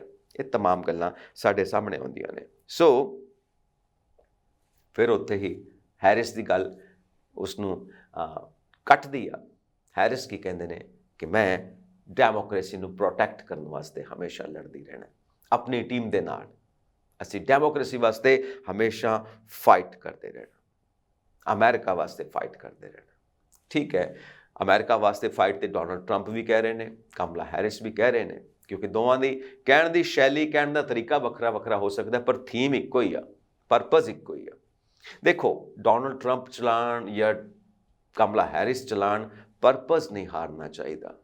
And the purpose is America super power number 1, the greatest country, the greatest history, ਇਹ ਤਮਾਮ ਗੱਲਾਂ, ਅਮਰੀਕਾ ਫਸਟ, ਤਮਾਮ ਗੱਲਾਂ ਜਿਸ ਤਰ੍ਹਾਂ ਮਰਜ਼ੀ ਇਸ ਥੀਮ ਨੂੰ ਲੈ ਲਓ, ਇਸ ਭਾਵਨਾ ਨੂੰ ਜਿੱਦਾਂ ਮਰਜ਼ੀ ਲੈ ਲਓ, ਪਰਪਸ ਨਹੀਂ ਹਾਰਨਾ ਚਾਹੀਦਾ। ਮੈਥਡ ਭਾਵੇਂ ਡਿਫਰੈਂਟ ਹੋਣ, ਮੈਥਡ ਕਿਤੇ ਸੂਟ ਕਰਦੇ ਨੇ, ਫਿਰ ਉਹਨਾਂ ਨੂੰ ਜੇ ਸੂਟ ਨਹੀਂ ਕਰਦੇ ਚੇਂਜ ਕਰਨਾ ਪੈਂਦਾ, ਮੈਥਡਸ ਡਿਫਰੈਂਟ ਹੋ ਸਕਦੇ ਨੇ, ਇੱਕ ਸਟ੍ਰੈਟਜੀ ਫੇਲ ਹੋ ਸਕਦੀ ਹੈ ਤੇ ਦੂਸਰੀ ਸਟ੍ਰੈਟਜੀ ਅਪਣਾਈ ਜਾ ਸਕਦੀ ਹੈ, ਪਰ ਪਰਪਸ ਫੇਲ ਨਹੀਂ ਹੋਣਾ ਚਾਹੀਦਾ। ਅਮਰੀਕਾ ਨੂੰ ਕਿੱਦਾਂ ਗ੍ਰੇਟ ਬਣਾ ਕੇ ਰੱਖਣਾ, ਦਿਸ ਇਜ਼ ਦਾ ਪਰਪਸ। ਨਾਓ ਹੁਣ ਇਹਦੇ ਵਿੱਚ ਡੈਮੋਕ੍ਰੇਸੀ ਡੈਮੋਕ੍ਰੇਸੀ ਡੈਮੋਕ੍ਰੇਸੀ, ਇਹਦੇ ਉੱਤੇ ਹੀ ਸਾਰੀ ਗੱਲ ਟਿਕੀ ਹੋਈ ਹੈ। ਔਰ ਸੋਚਣ ਵਾਲੇ ਸੋਚਦੇ ਨੇ ਕਿ ਡੋਨਲਡ ਟਰੰਪ ਡੈਮੋਕ੍ਰੇਸੀ ਦਾ ਕੀ ਕਰ ਦੇਣਗੇ, ਮਤਲਬ ਕੀ ਤੋੜ ਕੇ ਰੱਖ ਦੇਣਗੇ, ਮਤਲਬ ਡੈਮੋਕ੍ਰੇਸੀ ਨੂੰ ਭੰਨ ਸੁੱਟਣਗੇ, ਕੀ ਕਰਨਗੇ ਕੀ? ਟਰੰਪ ਤੋਂ ਡੈਮੋਕ੍ਰੇਸੀ ਨੂੰ ਖਤਰਾ ਹੈ, ਟਰੰਪ ਅਥੋਰਿਟੇਰੀਅਨ ਨੇ, ਟਰੰਪ ਡਿਕਟੇਟਰਸ਼ਿਪ ਨੂੰ ਮੰਨਦੇ ਨੇ, ਜਾਂ ਵਾਟ ਐਵਰ ਜਿਹੜੀਆਂ ਵੀ ਗੱਲਾਂ ਉਹਨਾਂ ਦੇ ਪ੍ਰਤੀ ਕਹੀਆਂ ਜਾ ਰਹੀਆਂ ਨੇ, ਇਟਸ ਓਕੇ, ਬਟ ਕੀ ਕਰਨਗੇ ਡੈਮੋਕ੍ਰੇਸੀ ਦਾ? ਕਿਉਂਕਿ ਡੈਮੋਕ੍ਰੇਸੀ ਤੇ ਸੰਵਿਧਾਨ ਦੀ ਜਾਨ ਆ, ਅਮਰੀਕਾ ਦੇ ਸੰਵਿਧਾਨ ਦਾ ਆਧਾਰ ਹੈ।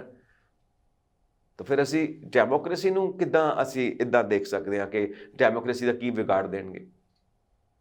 ਕੁਝ ਪਾਲਿਸੀਜ਼ ਗਲਤ ਹੋ ਸਕਦੀਆਂ ਨੇ, ਕੁਝ ਡਿਸੀਜ਼ਨਸ ਗਲਤ ਹੋ ਸਕਦੇ ਨੇ, ਪਰ ਕੌਨਸਟੀਟਿਊਸ਼ਨ ਨਾਲ ਥੋੜ੍ਹਾ ਛੇੜਖਾਨੀ ਹੋ ਸਕਦੀ ਹੈ। ਡੈਮੋਕ੍ਰੇਸੀ ਨਾਲ ਕੀ ਛੇੜਖਾਨੀ ਹੋ ਸਕਦੀ ਹੈ? ਆਫਟਰ ਆਲ ਸਾਰੇ ਅਮਰੀਕਨਸ ਬੈਠੇ ਨੇ, ਅਮਰੀਕਾ ਦਾ ਮਤਲਬ ਪੂਰੀ ਆਬਾਦੀ, ਸਾਰੇ ਅਮਰੀਕਨਸ, ਕੋਈ ਮੁੱਠੀ ਪਰ ਉਹ ਪੋਲੀਟੀਕਲ ਲੀਡਰਸ ਥੋੜ੍ਹਾ ਨੇ ਜਿਨ੍ਹਾਂ ਨੂੰ ਚੁਣ ਕੇ ਆਪਾਂ ਵੱਡੇ ਵੱਡੇ ਅਹੁਦਿਆਂ 'ਤੇ ਬਿਠਾਉਂਦੇ ਹਾਂ। ਨੋ, ਉਹ ਮੁੱਠੀ ਪਰ ਲੋਕ ਅਮਰੀਕਾ ਨਹੀਂ ਹੈਗੇ, ਉਹ ਸਾਡੇ ਚੁਣੇ ਹੋਏ ਲੋਕ ਨੇ। ਅਮਰੀਕਾ ਤਾਂ ਅਸੀਂ ਸਾਰੇ ਹਾਂ, ਸਾਰੇ ਅਮਰੀਕਨਸ ਅਮਰੀਕਾ ਨੇ, ਉਹ ਡਿਸਾਈਡ ਕਰਨਗੇ।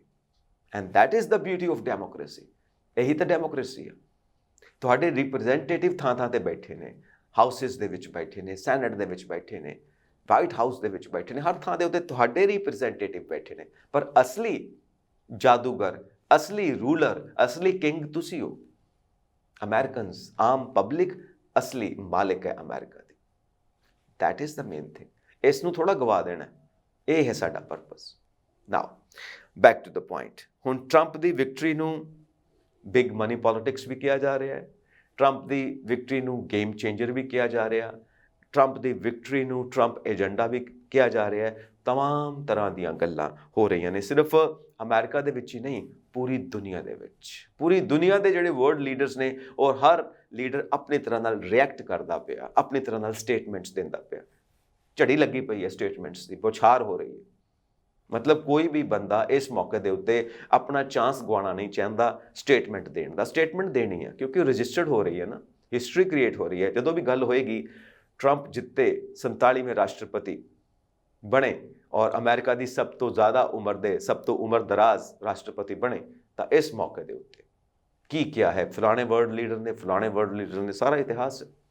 ਇਸ ਕਰਕੇ ਹਰ ਬੰਦਾ ਹਿਸਟਰੀ ਦੇ ਵਿੱਚ ਆਪਣਾ ਨਾਂ ਰਜਿਸਟਰ ਕਰਵਾਉਣਾ ਚਾਹੁੰਦਾ ਹੈ। ਦੈਟ ਇਜ਼ ਵਾਈ ਰਿਐਕਸ਼ਨਸ ਹੋ ਰਹੀਆਂ ਨੇ। ਹਾਲਾਂਕਿ ਇਹਨਾਂ ਰਿਐਕਸ਼ਨਸ ਦਾ, ਇਹਨਾਂ ਗੱਲਾਂ ਬਾਤਾਂ ਦਾ ਕੀ ਫਰਕ ਪੈਣਾ? ਨਾ ਵਰਲਡ ਪੋਲਿਟਿਕਸ 'ਤੇ ਫਰਕ ਪੈਣਾ, ਨਾ ਫੋਰਨ ਪੋਲਿਸੀ ਦੇ ਉੱਤੇ ਕੋਈ ਫਰਕ ਪੈਣਾ, ਨਾ ਇਕਨੋਮਿਕ ਪੋਲਿਸੀ ਦੇ ਉੱਤੇ ਫਰਕ ਪੈਣਾ, ਕਿਸੇ ਗੱਲ ਦੇ ਉੱਤੇ ਕੋਈ ਫਰਕ ਨਹੀਂ ਪੈਣਾ। ਕਿਉਂ? ਕਿਉਂਕਿ ਅਮਰੀਕਾ ਦੀ ਗਵਰਨਮੈਂਟ ਨੇ ਉਹੀ ਕਰਨਾ ਹੈ ਜੋ ਅਮਰੀਕਾ ਦੇ ਹੱਕ ਦੇ ਵਿੱਚ ਹੈ। It's a simple game. Putin ਨੇ ਇਸ ਗੱਲ ਨੂੰ ਐਂਡੋਰਸ ਕੀਤਾ ਸੀ ਕਿ ਮੈਨੂੰ ਫਰਕ ਨਹੀਂ ਪੈਂਦਾ ਜੋ ਬਾਈਡਨ ਜੋ ਕਹਿ ਰਹੇ ਨੇ, ਕੀ ਕਹਿ ਰਹੇ ਨੇ ਮੇਰੇ ਬਾਰੇ, ਮੈਨੂੰ ਫਰਕ ਨਹੀਂ ਪੈਂਦਾ ਕਿ ਕਮਲਾ ਹੈਰਿਸ ਜਿੱਤਦੇ ਨੇ, ਮੈਨੂੰ ਫਰਕ ਨਹੀਂ ਪੈਂਦਾ ਡੋਨਲਡ ਟਰੰਪ ਜਿੱਤਦੇ ਨੇ। ਮੈਨੂੰ ਫਰਕ ਇਸ ਗੱਲ ਦਾ ਪੈਂਦਾ ਕਿ ਅਮਰੀਕਾ ਦਾ ਰਵੱਈਆ ਕੀ ਹੈ ਰਸ਼ੀਆ ਦੇ ਨਾਲ, ਅਮਰੀਕਾ ਦੇ ਸੰਬੰਧ ਕਿੱਦਾਂ ਦੇ ਨੇ ਰਸ਼ੀਆ ਦੇ ਨਾਲ। ਸਿੰਪਲ। ਔਰ ਹਰ ਮੁਲਕ ਨੇ ਇਹੀ ਦੇਖਣਾ ਹੈ, ਔਰ ਅਮਰੀਕਾ ਨੇ ਇਹ ਦੇਖਣਾ ਹੈ ਕਿ ਕਿਹਦੇ ਵਿੱਚ ਉਹਨਾਂ ਦਾ ਬੈਨੀਫਿਟ ਹੈ। Pretty clear bottom line. ਸੋ ਹੁਣ ਗੱਲਾਂ ਹੋਣਗੀਆਂ ਟੌਪ ਅਪਾਇੰਟਮੈਂਟਸ ਕਿਹਨਾਂ ਦੀਆਂ ਹੋਣ, ਟੌਪ ਅਪਾਇੰਟਮੈਂਟਸ ਕਿਹਨਾਂ ਨੂੰ ਅਪਾਇੰਟ ਕੀਤਾ ਜਾਵੇ, ਕਿਹੜੇ ਅਹੁਦੇ ਦੇ ਉੱਤੇ। ਅਪਾਇੰਟਮੈਂਟਸ ਬਹੁਤ ਜ਼ਿਆਦਾ ਜ਼ਰੂਰੀ ਨੇ ਔਰ ਇਹਦੇ ਉੱਤੇ ਸ਼ੁਰੂ ਤੋਂ ਹੀ ਹਰ ਟੀਮ ਨਜ਼ਰ ਰੱਖਦੀ ਹੈ, ਔਰ ਡੋਨਲਡ ਟਰੰਪ ਦੀ ਟੀਮ ਨੇ ਵੀ ਨਜ਼ਰ ਸ਼ੁਰੂ ਤੋਂ ਹੀ ਰੱਖੀ ਹੋਣੀ ਆ। ਪੱਕੀ ਗੱਲ ਕਿ ਜਦੋਂ ਅਸੀਂ ਜਿੱਤਦੇ ਹਾਂ, ਕਿਹਨੂੰ ਕਿਹੜਾ ਅਹੁਦਾ ਦੇਣਾ, ਕਿਹਨੂੰ ਕਿਹੜੀ ਮਿਨਿਸਟਰੀ ਦੇਣੀ ਹੈ, ਕਿਹਨੂੰ ਕਿਹੜੀ ਜੌਬ ਦੇਣੀ ਆ। ਦ ਮੋਸਟ ਇੰਪੋਰਟੈਂਟ ਜੌਬ ਪੂਰੀ ਦੁਨੀਆ ਦੇ ਵਿੱਚ ਪ੍ਰੈਜ਼ੀਡੈਂਟ ਆਫ ਅਮਰੀਕਾ ਦੀ ਹੈ, ਉੱਥੇ ਤੇ ਡੋਨਲਡ ਟਰੰਪ ਆ ਗਏ। ਸੈਕਿੰਡ ਇੰਪੋਰਟੈਂਟ ਜੌਬ ਦੇ ਉੱਤੇ ਉਹਨਾਂ ਦਾ ਸਾਥੀ JD ਵਾਈਸ ਪ੍ਰੈਜ਼ੀਡੈਂਟ ਹੋ ਗਿਆ, ਉਹਨਾਂ ਦਾ ਵੀ ਰੋਲ ਕਾਫੀ ਕਰੂਸ਼ੀਅਲ ਰਹਿਣਾ ਆਪਣੀ ਐਡਮਿਨਿਸਟ੍ਰੇਸ਼ਨ ਦੇ ਵਿੱਚ ਵੀ ਤੇ ਪਾਰਟੀ ਦੇ ਵਿੱਚ ਵੀ, ਪਾਰਟੀ ਨੂੰ ਰੀਡਿਜ਼ਾਈਨ ਕਰਨ ਦੇ ਵਿੱਚ। ਜਾਂ ਇੱਕ ਤਾਂ ਰੀ ਸ਼ਬਦ ਬਹੁਤ ਇਸਤੇਮਾਲ ਹੋਣਾ ਇਹਦੇ 'ਚ, ਇਸ ਐਡਮਿਨਿਸਟ੍ਰੇਸ਼ਨ ਦੇ ਵਿੱਚ ਰੀ ਸ਼ਬਦ, ਰੀਸ਼ੇਪ, ਰੀਬਿਲਡ, ਰੀ। ਸੋ ਹੁਣ ਟੌਪ ਅਪਾਇੰਟਮੈਂਟਸ ਕੀ ਹੋਣਗੀਆਂ, ਇਹਦੇ ਵੱਲ ਸਾਰਿਆਂ ਦਾ ਧਿਆਨ ਹੋਣਾ ਚਾਹੀਦਾ। ਮਤਲਬ ਹੁਣ ਕੰਮ ਇਹ ਆ ਕਿ ਕਰਨਾ ਕੀ ਹੈ, ਹੁਣ ਕਿੱਦਾਂ ਅੱਗੇ ਲੈ ਕੇ ਜਾਣਾ ਆਪਣੇ ਦੇਸ਼ ਨੂੰ ਇਸ ਸਵੀਪ ਤੋਂ ਬਾਅਦ, ਕਿਉਂਕਿ ਕਲੀਅਰ ਸਵੀਪ ਮਿਲੀ ਹੈ ਰਿਪਬਲਿਕਨਸ ਨੂੰ। ਨਾਓ ਵਾਟ, ਅਗਲਾ ਸਟੈਪ ਕੀ ਹੋਣਾ ਚਾਹੀਦਾ ਹੈ? That is the main thing. ਔਰ ਇੰਪੈਕਟ ਇਹਦਾ ਕੀ ਪਏਗਾ ਚਾਈਨਾ ਦੇ ਉੱਤੇ। ਫੋਰਨ ਪੋਲਿਸੀ ਦੀ ਆਪਾਂ ਜਦੋਂ ਗੱਲ ਕਰਦੇ ਹਾਂ, ਮਿਡਲ ਈਸਟ ਦੇ ਉੱਤੇ, ਯੂਕਰੇਨ ਰਸ਼ੀਆ ਔਰ ਰਸ਼ੀਆ ਦੇ ਉੱਤੇ, ਪੂਰੇ ਯੂਰਪ ਦੇ ਉੱਤੇ, ਕਿਉਂਕਿ ਯੂਰਪ ਦੇ ਵਿੱਚ ਵੀ ਆਪਸ ਦੇ ਵਿੱਚ ਇੱਕ ਸਟਰਗਲ ਹੈ। ਹਰ ਦੇਸ਼ ਆਪਣੀ ਕਰੰਸੀ ਨੂੰ ਵਰਲਡ ਮਾਰਕੀਟ ਦੇ ਵਿੱਚ ਐਸਟੈਬਲਿਸ਼ ਕਰਨਾ ਚਾਹੁੰਦਾ ਡਾਲਰ ਦੇ ਮੁਕਾਬਲੇ। ਇੰਟਰਨਲ ਵਾਰ ਵੀ ਛਿੜੀ ਹੋਈ ਹੈ, ਇਹ ਵੀ ਚੀਜ਼ਾਂ ਨੇ। ਇਸ ਨੂੰ ਕਿੱਦਾਂ ਫੇਸ ਕਰਨਾ ਯੂਨਾਈਟਿਡ ਸਟੇਟਸ ਆਫ ਅਮਰੀਕਾ ਨੇ, that is a big question. ਔਰ ਸਭ ਤੋਂ ਬਿਗ ਕੁਐਸਚਨ ਜੋ ਇਸ ਵਕਤ ਗੱਲਾਂ ਬਾਤਾਂ ਬਾਹਰ ਆ ਰਹੀਆਂ ਨੇ, ਉਹ ਇਹ ਕਿ ਰਿਪਬਲਿਕਨਸ ਐਂਡ ਡੈਮੋਕ੍ਰੇਟਸ ਇੱਕ ਹੋਰ ਵਾਰ ਵਾਸਤੇ ਤਿਆਰ ਹੋ ਰਹੇ ਨੇ, ਲੀਗਲ ਵਾਰ। ਸੁਪਰੀਮ ਕੋਰਟ ਤੱਕ ਜਾਣਾ, ਸੁਪਰੀਮ ਕੋਰਟ ਆਫ ਅਮਰੀਕਾ ਤੱਕ, ਇਲੈਕਸ਼ਨਸ ਨੂੰ ਲੈ ਕੇ। ਮਤਲਬ ਹੁਣ ਜਿਹੜਾ ਰਿਜ਼ਲਟ ਆਇਆ ਹੈ ਉਹਦੇ ਬਾਰੇ ਕੋਰਟ ਦੇ ਵਿੱਚ, ਔਰ ਉੱਥੇ ਇਹ ਸਾਰਾ ਡਿਸੀਜ਼ਨ ਹੋਣਾ ਹੈ। ਜੇ ਕੋਰਟ ਦੇ ਵਿੱਚ ਜਾਂਦੇ ਨੇ, ਵੋਟਾਂ ਠੀਕ ਪਈਆਂ ਸੀ, ਕਾਊਂਟਿੰਗ ਠੀਕ ਹੋਈ ਸੀ, ਕਾਊਂਟਿੰਗ ਸਾਰੀ ਹੋਈ ਸੀ, ਵੋਟਿੰਗ ਸਾਰੀ ਹੋਈ ਸੀ, ਕਿਤੇ ਕੋਈ ਛੇੜਖਾਨੀ ਤਾਂ ਨਹੀਂ ਹੋਈ। ਐਂਡ ਪਲੱਸ ਟੂ ਦੈਟ, ਜੋ ਡੋਨਲਡ ਟਰੰਪ ਦੇ ਖਿਲਾਫ ਕੇਸਿਸ ਨੇ, ਉਹਨਾਂ ਉੱਤੇ ਵੀ ਗੱਲਬਾਤ ਹੋਣੀ ਹੈ ਕਿ ਉਹਨਾਂ ਕੇਸਿਸ ਦਾ ਕੀ ਬਣੇਗਾ। Donald Trump president of America ਬਣਨ ਤੋਂ ਬਾਅਦ ਉਹਨਾਂ ਕੇਸਿਸ ਦੇ ਡਿਸੀਜ਼ਨ ਦੇ ਉੱਤੇ ਅਸਰ ਪਾਉਣਗੇ, ਉਹਨਾਂ ਲੋਕਾਂ ਨੂੰ ਬਦਲ ਦੇਣਗੇ ਆਪਣੀ ਪਾਵਰ ਦਾ ਇਸਤੇਮਾਲ ਕਰਕੇ, ਜੋ ਉਹਨਾਂ ਨੂੰ ਲੱਗਦਾ ਕਿ ਉਹਨਾਂ ਦੇ ਖਿਲਾਫ ਜਾਂਦੇ ਪਏ ਨੇ ਲੀਗਲ ਸਿਸਟਮ ਦੇ ਵਿੱਚ। ਡੋਨਲਡ ਟਰੰਪ ਸਹੀ ਨੇ ਜਾਂ ਗਲਤ ਨੇ, ਇਹ ਤਾਂ ਡਿਸਾਈਡ ਕੋਰਟ ਨੇ ਕਰਨਾ। ਬਟ ਡੋਨਲਡ ਟਰੰਪ ਨੂੰ ਕੀ ਲੱਗਦਾ ਕੌਣ ਸਹੀ ਹੈ ਕੌਣ ਗਲਤ ਹੈ ਉਹਨਾਂ ਵਾਸਤੇ, ਉਸ ਬੇਸ ਦੇ ਉੱਤੇ ਜਿਹੜੇ ਉਹਨਾਂ ਨੂੰ ਲੱਗਦਾ ਕਿ ਮੇਰੇ ਵਾਸਤੇ ਗਲਤ ਨੇ, ਉਹਨਾਂ ਨੂੰ ਚੇਂਜ ਕਰ ਦੇਣਗੇ ਔਰ ਜਿਹੜੇ ਉਹਨਾਂ ਨੂੰ ਲੱਗਦਾ ਮੇਰੇ ਵਾਸਤੇ ਸਹੀ ਨੇ ਉਹਨਾਂ ਨੂੰ ਲੈ ਕੇ ਆਣਗੇ। ਹੁਣ ਉਹਨਾਂ ਵਾਸਤੇ ਸਹੀ ਤੇ ਗਲਤ ਕੌਣ ਹੈ? ਕਿਆ ਸਹੀ ਉਹ ਜਿਹੜੇ ਉਹਨਾਂ ਦੇ ਫੇਵਰ 'ਚ ਗੱਲ ਕਰਨ ਤੇ ਗਲਤ ਉਹ ਜਿਹੜੇ ਉਹਨਾਂ ਦੇ ਖਿਲਾਫ ਗੱਲ ਕਰਨ? ਫਿਰ ਜਸਟਿਸ ਕਿੱਥੇ ਹੈ ਜੀ? ਆਪਣੀ ਪਾਵਰ ਦਾ ਇੱਦਾਂ ਇਸਤੇਮਾਲ ਕਰਦੇ ਨੇ ਡੋਨਲਡ ਟਰੰਪ। ਉਹਨਾਂ ਸਾਰੇ ਲੋਕਾਂ ਨੂੰ ਹਟਾ ਦਿੰਦੇ ਨੇ ਜੋ ਸੱਚ ਬੋਲਦੇ ਨੇ ਜਾਂ ਜੋ ਉਹਨਾਂ ਦੇ ਅਗੇਂਸਟ ਖੜੇ ਹੁੰਦੇ ਨੇ। ਹੁਣ ਇਹ ਚੀਜ਼ਾਂ ਬਣਦੀਆਂ ਨੇ ਕਿਉਂਕਿ ਇਲੈਕਸ਼ਨਸ ਵੇਲੇ ਵੀ ਇਹ ਗੱਲ ਹੋਈ ਕਿ ਡੋਨਲਡ ਟਰੰਪ ਠੀਕ ਹੈ ਪ੍ਰੈਜ਼ੀਡੈਂਟ ਆਫ ਅਮਰੀਕਾ ਬਣਨਾ ਚਾਹੁੰਦੇ ਨੇ ਸੈਕਿੰਡ ਟਾਈਮ, ਲੇਕਿਨ ਉਹ ਆਪਣੇ ਕੋਰਟ ਕੇਸਿਸ ਦੇ ਵਿੱਚ ਆਪਣੇ ਆਪ ਨੂੰ ਬਚਾਉਣ ਵਾਸਤੇ ਵੀ ਇਸ ਰੇਸ ਦੇ ਵਿੱਚ ਆਉਣਾ ਚਾਹੁੰਦੇ ਨੇ ਕਿ ਮੈਂ ਜਿੱਤ ਜਾਵਾਂ ਤੇ ਕੋਰਟ ਕੇਸਿਸ ਦੇ ਵਿੱਚੋਂ ਨਿਕਲ ਜਾਵਾਂ। ਫਾਈਟਿੰਗ ਫॉर ਸਰਵਾਈਵਲ, ਫਰੀडम, ਆਪਣੀ ਆਜ਼ਾਦੀ ਵਾਸਤੇ, ਆਪਣੇ ਬਚਾਓ ਵਾਸਤੇ ਲੜਦੇ ਪਏ ਨੇ। ਪ੍ਰੈਜ਼ੀਡੈਂਟ ਆਫ ਅਮਰੀਕਾ ਬਣਨਾ ਉਹ ਸੈਕਿੰਡ ਨੰਬਰ ਤੇ ਆਉਂਦਾ, ਫਸਟ ਨੰਬਰ ਤੇ ਇਹਨਾਂ ਸਾਰੇ ਕੇਸਿਸ ਦੇ ਵਿੱਚੋਂ ਨਿਕਲਣਾ ਹੁੰਦਾ। ਇੱਥੇ ਤੱਕ ਗੱਲਾਂ ਹੋ ਚੁੱਕੀਆਂ ਨੇ। ਹੁਣ ਇਹ ਸਾਰੇ ਮੈਟਰਸ ਲੈ ਕੇ ਇਹ ਖਬਰ ਆ ਰਹੀ ਹੈ ਕਿ ਦੋਵੇਂ ਧਿਰਾਂ ਕੋਰਟ ਵਿੱਚ ਜਾਣ ਵਾਸਤੇ ਵੀ ਤਿਆਰ ਬੈਠੀਆਂ ਨੇ, ਜਿਹਦੇ ਵਿੱਚ ਇਲੈਕਸ਼ਨ ਇਸ਼ੂ ਵੀ ਇੱਕ ਇਸ਼ੂ ਹੈ ਕਿ ਇਲੈਕਸ਼ਨਸ ਫੇਅਰ ਐਂਡ ਫ੍ਰੀ ਹੋਈਆਂ ਨੇ। That is the main thing. ਹੁਣ ਇਹ ਗੱਲ ਦੇਖੋ ਕਿੱਧਰ ਨੂੰ ਜਾਂਦੀ ਪਈ ਹੈ। ਸੋ ਲੈਟ ਅਸ ਸੀ ਇਹ ਕੀ ਹੁੰਦਾ, ਕਿਉਂਕਿ ਜੇ ਇੱਦਾਂ ਦੀ ਗੱਲ ਹੁੰਦੀ ਹੈ ਤਾਂ ਫਿਰ ਤਾਂ ਜਿਹੜਾ ਇਹ ਇਲੈਕਸ਼ਨ ਪ੍ਰੋਸੈਸ ਹੈ ਉਹਦੇ ਉੱਤੇ ਵੀ ਕੁਐਸਚਨ ਮਾਰਕ ਹੀ ਖੜਾ ਹੋ ਜਾਂਦਾ, ਕਿਉਂਕਿ ਪਹਿਲਾਂ ਵੀ ਕਾਫੀ ਡਾਊਟਸ ਕ੍ਰੀਏਟ ਕੀਤੇ ਗਏ ਨੇ ਡੋਨਲਡ ਟਰੰਪ ਵੱਲੋਂ ਵੀ ਕਿ ਜੇ ਮੈਂ ਹਾਰ ਜਾਣਾ ਤਾਂ ਇਹਦਾ ਮਤਲਬ ਹੈ ਇਹ ਇਲੈਕਸ਼ਨ ਦਾ ਜਿਹੜਾ ਪ੍ਰੋਸੈਸ ਹੈ ਇਹ ਸਹੀ ਨਹੀਂ ਹੈ। ਔਰ ਇਸ ਚੀਜ਼ ਦਾ ਜੋ ਰਿਜ਼ਲਟ ਹੋਇਆ ਉਹ ਇਹ ਹੋਇਆ ਕਿ ਲੋਕਾਂ ਦੇ ਵਿੱਚ ਵਿਸ਼ਵਾਸ ਟੁੱਟਿਆ, ਡੈਮੋਕ੍ਰੇਸੀ ਪ੍ਰਤੀ ਵੀ, ਇਲੈਕਸ਼ਨ ਪ੍ਰੋਸੈਸ ਪ੍ਰਤੀ ਵੀ। ਔਰ ਉਸ ਚੀਜ਼ ਨੂੰ ਫੇਸ ਕੀਤਾ ਹੈ ਜਿਹੜੇ ਉਸ ਵਕਤ ਆਫੀਸ਼ੀਅਲ ਸੀ during election duty polling stations ਦੇ ਉੱਤੇ, ਥਾਂ ਦੇ ਉੱਤੇ। ਉਹਨਾਂ ਨੇ ਫੇਸ ਟੂ ਫੇਸ ਉਹਨਾਂ ਲੋਕਾਂ ਦੇ ਨਾਲ ਗੱਲਬਾਤ ਕੀਤੀ ਔਰ ਉਹਨਾਂ ਨੂੰ ਇਹ ਯਕੀਨ ਦਿਵਾਇਆ ਕਿ ਇਲੈਕਸ਼ਨ ਦੇ ਰਿਜ਼ਲਟ ਦੇ ਵਿੱਚ ਤੁਸੀਂ ਵਿਸ਼ਵਾਸ ਰੱਖੋ, ਇਹ ਰਿਜ਼ਲਟ ਬਿਲਕੁਲ ਸਹੀ ਹੈ, ਕਿਉਂਕਿ ਕੋਈ ਕਿਓਸ ਨਾ ਹੋਵੇ, ਕੋਈ ਕਿਸੇ ਤਰ੍ਹਾਂ ਦੀ ਕੋਈ ਸੋਚ ਕਰਕੇ ਗੜਬੜ ਨਾ ਹੋਵੇ। ਨੈਸ਼ਨਲ ਗਾਰਡਸ ਆਫ ਕੋਰਸ ਉੱਥੇ ਬੈਠੇ ਸੀ, ਬਟ ਪਰਮਾਤਮਾ ਵੱਲੋਂ ਉਸ ਦਾ ਕੋਈ ਯੂਜ਼ ਨਹੀਂ ਹੋਇਆ, ਸਭ ਠੀਕ ਹੈ, ਕੁਝ ਵੀ ਇੱਦਾਂ ਦੀ ਘਟਨਾ ਨਹੀਂ ਜਿਹੜੀਆਂ ਤਮਾਮ ਗੱਲਾਂ ਕੀਤੀਆਂ ਜਾ ਰਹੀਆਂ ਸੀ। ਰਿਊਮਰਸ ਬਹੁਤ ਜ਼ਿਆਦਾ ਨੇ ਨਾ, ਕਿਉਂਕਿ ਸੋਸ਼ਲ ਮੀਡੀਆ, ਇਸ ਕਰਕੇ ਇੱਕ ਬਹੁਤ ਜ਼ਬਰਦਸਤ ਹਥਿਆਰ ਹੈ ਸੋਸ਼ਲ ਮੀਡੀਆ। ਉਹਦੇ ਉੱਤੇ ਜੋ ਮਰਜ਼ੀ ਕੋਈ ਲਿਖੀ ਜਾਂਦਾ ਬਿਨਾਂ ਸੋਚੇ ਕਿ ਉਹਦੇ ਇਸ ਲਿਖਣ ਦਾ, ਉਹਦੇ ਇਸ ਕਹਿਣ ਦਾ ਕੀ ਰਿਜ਼ਲਟ ਹੋਏਗਾ। ਨੋ, ਬਸ ਹਰ ਬੰਦੇ ਨੂੰ ਇੱਕ ਸਸਤੀ ਪਬਲਿਸਿਟੀ ਚਾਹੀਦੀ ਹੈ, ਇੱਕ ਸਸਤੀ ਪਪੂਲੈਰਿਟੀ ਚਾਹੀਦੀ ਹੈ। ਮੈਨੂੰ ਵੀ ਲੋਕ ਜਾਣ ਲੈਣ ਬਿਨਾਂ ਕੋਈ ਕੰਮ ਕੀਤੇ, ਬਿਨਾਂ ਅਮਰੀਕਾ ਵਾਸਤੇ, ਅਮਰੀਕਨਸ ਵਾਸਤੇ, ਸੋਸਾਇਟੀ ਵਾਸਤੇ ਬਿਨਾਂ ਕੋਈ ਕੰਮ ਕੀਤੇ ਮੈਨੂੰ ਲੋਕ ਜਾਣ ਲੈਣ, ਕਿਉਂਕਿ ਮੈਂ ਇੱਕ ਫਿਜ਼ੂਲ ਦੀ ਗੱਲ ਕਰ ਲਵਾਂ ਜਿਹਦਾ ਕੋਈ ਸਿਰ ਪੈਰ ਨਹੀਂ, ਪਰ ਮੈਂ ਗੱਲ ਕਰਨੀ ਜ਼ਰੂਰ ਹੈ। ਇਹ ਵੀ ਸੋਚੇ ਬਿਨਾਂ ਕਿ ਉਹਦਾ ਨਤੀਜਾ ਕੀ ਹੈ, ਉਹਨੂੰ ਕਹਿੰਦੇ ਆ ਰਿਊਮਰਸ ਦਾ ਬਾਜ਼ਾਰ ਬਹੁਤ ਗਰਮ ਹੈ, ਪੂਰੀ ਦੁਨੀਆ ਵਿੱਚ ਹੀ ਗਰਮ ਹੈ ਔਰ ਅਮਰੀਕਾ ਦੀ ਇਲੈਕਸ਼ਨਸ ਦੇ ਵਿੱਚ ਤੇ ਗਰਮ ਹੋਣਾ ਹੀ ਹੈ, ਕਿਉਂਕਿ ਸੋਸ਼ਲ ਮੀਡੀਆ ਸਾਡੇ ਹੱਥਾਂ 'ਚ ਹੈ। ਸੋ ਉਸ ਚੀਜ਼ ਨੂੰ ਦੇਖਦੇ ਹੋਏ ਇੱਦਾਂ ਦਾ ਵਾਤਾਵਰਣ ਤਿਆਰ ਹੋ ਗਿਆ ਕਿ ਜੋ ਇਲੈਕਸ਼ਨਸ ਦੀਆਂ ਡਿਊਟੀਜ਼ ਦੇ ਉੱਤੇ, ਚਾਹੇ ਉਹ ਸਿਕਿਉਰਿਟੀ ਫੋਰਸਿਸ ਸੀਗੀਆਂ, ਚਾਹੇ ਉਹ ਆਮ ਡਿਊਟੀ ਕਰਨ ਵਾਲੇ ਲੋਕ ਸੀ, ਉਹ ਸਾਰੇ ਆਫੀਸ਼ੀਅਲਸ ਨੂੰ ਫੇਸ ਕਰਨਾ ਪਿਆ, ਹੈਂਡਲ ਕਰਨਾ ਪਿਆ ਇਸ ਚੀਜ਼ ਨੂੰ। ਔਰ ਇਹ ਰਿਸਕ ਬਣਿਆ ਰਿਹਾ ਕਿ ਕਿਤੇ ਕੋਈ ਹਿਸਟਰੀ ਵਾਲੀ ਗੱਲ ਨਾ ਹੋ ਜਾਏ ਜਿਹੜੀ ਹੋਈ ਸੀ 2020 ਦੀਆਂ ਇਲੈਕਸ਼ਨਸ ਦੇ ਰਿਜ਼ਲਟਸ ਨੂੰ ਪਲਟਣ ਵਾਸਤੇ। ਖੈਰ, ਪਰਮਾਤਮਾ ਨੇ ਉਹ ਨਹੀਂ ਹੋਣ ਦਿੱਤਾ। ਗੋਡ ਬਲੈਸ ਅਮਰੀਕਾ, ਗੋਡ ਨੇ ਬਲੈਸ ਕੀਤਾ ਹੈ ਅਮਰੀਕਾ ਨੂੰ, ਬਚਾਇਆ ਹੈ ਉਸ ਘਟਨਾ ਤੋਂ।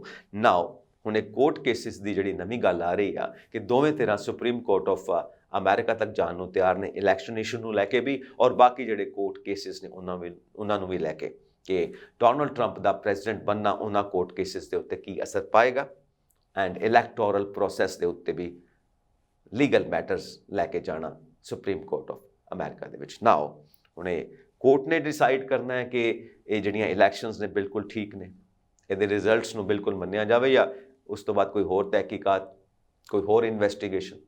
ਮਤਲਬ ਕਿਓਸ ਜੀ ਇੱਕ ਤਰ੍ਹਾਂ ਨਾਲ ਹੈ, ਚਾਹੇ ਇੱਕ ਕੰਟਰੋਲਡ ਕਿਓਸ ਆ, ਬਟ ਇਹ ਗੱਲਾਂ ਸੁਣਨ ਨੂੰ ਮਿਲਦੀਆਂ ਪਈਆਂ ਨੇ। ਨੋ, ਲੈਟ ਅਸ ਸੀ ਇਹ ਲੀਗਲੀ ਕਿੱਦਾਂ ਅੱਗੇ ਪ੍ਰੋਸੀਡ ਕਰਦੇ ਨੇ ਮੈਟਰ ਨੂੰ, ਕੀ ਹੁੰਦਾ ਹੈ ਤੇ ਕੀ ਨਹੀਂ ਹੁੰਦਾ, ਇਹ ਤੇ ਆਉਣ ਵਾਲਾ ਵਕਤ ਦੱਸੇਗਾ।